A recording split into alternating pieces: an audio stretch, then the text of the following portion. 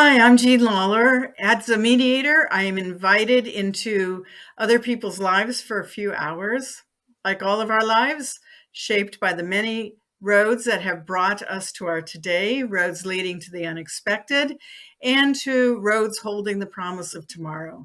Thank you so much for joining me today. It's a pleasure to be here with you as we talk about how to be a fantastic lawyer and a good human. Yes. How to be a fantastic lawyer and a good human. You know, the choices you make dictate the rest of your lives. So let's talk about being a good human and a fantastic lawyer at the office. First of all, there's the cases. You know, your legal knowledge is really what you went to law school for. And so ultimately, the goal is to be an excellent lawyer, a trusted advisor, a counselor, and a wonderful trial attorney, if that's where you go. Whatever the skill set is that you need to develop to achieve the level of I hate to use the word success, but to be able to be at the top of your field and to be able to do that is, in fact, you know, what you need to do as you develop and grow as a lawyer. And all of this tends to come over time and through experiences. I have been a lawyer for 40 years, or more than 40 years now. It's hard to believe. And I was a managing partner of my former law firm. We had 5 offices and here on the West Coast. And, you know, going through that process, I would regularly mentor younger lawyers as I moved along in my career and still do today. So I would never underestimate the cases and the need to become an expert, so to speak, or competent. Competent, of course, is the first level for whatever field it is you've chosen. But recognize that competence doesn't mean that you have to know everything. You can't know everything. I used to say that half of the practice of being a lawyer is knowing where to go to find answers to things. And then, of course, intuition and the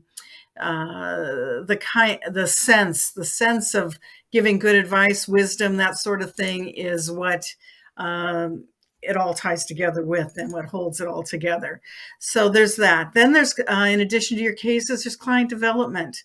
And so at the office, you do need to be able to develop clients. Client service is key, no matter where you are in your career. And the more client service you provide, then the more clients you will develop as you go along. And then the more valuable you become to your firm or your company or whoever it is, or definitely to the clients, the more valuable become. They do say, or it is said, that clients hire lawyers, not firms, and there's a lot to be said for that. So you want to be so valuable to your clients that not only do they respect you and look to you for good, solid advice, but that you have the ability to bring work into the firm. That is key, because only when work comes into the firm, if you're in a firm environment, for example, is there work to do for yourself or for the other lawyers that are younger than you or coming behind. So client development is key, but then professional development.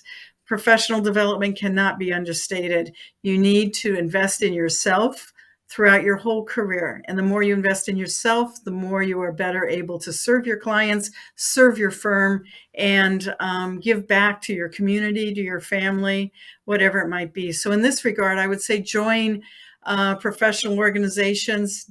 Don't join them just to have them on a resume. Pick and choose which ones tie into your practice area or into the kind of work that you like to do, want to do, that you do, that your firm does, things like that. You might be able to see in my background, there's a picture. Yes, I'm with Margaret Thatcher. And that is due to my having served as a program chair for one of the Southern California Defense Council Association meetings when she came as a speaker. And I was the program chair there. And so, yes, I got to meet Margaret Thatcher, have my picture taken with her, have her sign that picture, which is special. But then I also was able to mingle my family life with my professional life. I brought my 3 daughters to that program to hear her speak, and they still talk about that today. And we still do talk about that. It was inspirational. In fact, at their school, the principal and their teachers did not believe that they were going to a lunch with Margaret Thatcher when I wrote the excuse letter. But then we brought the pictures and they did. So anyway, those 3 things really tie into making you your best lawyer that you can be. But then what about the other part of your life, your at-home life? Self-care, of course. People use that work-life balance. I personally think of that as a phrase. I mean, there is no such thing as perfect balance in life for anything, but self-care.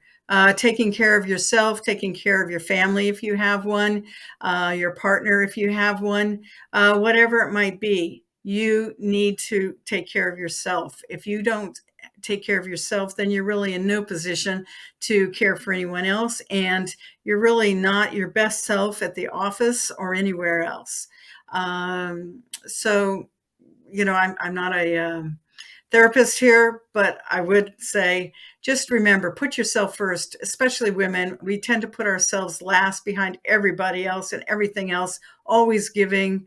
And I'm not saying that men don't, but women, just a sense of the nurturer aspect.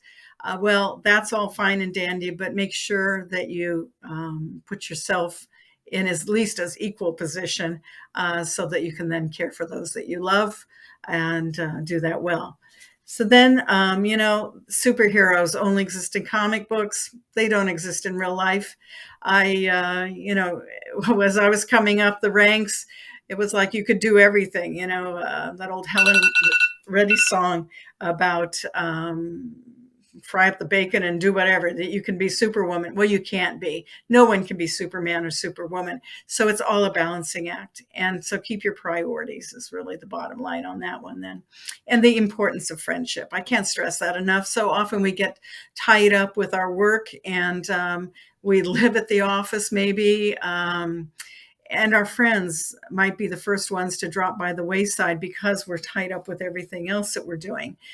Don't let that happen. It's hard to not let it happen. I book groups that I wouldn't make the meetings or just different things. Just don't let your friends go by the wayside. They're there for you and you need to be there for them, and they make such a difference in life.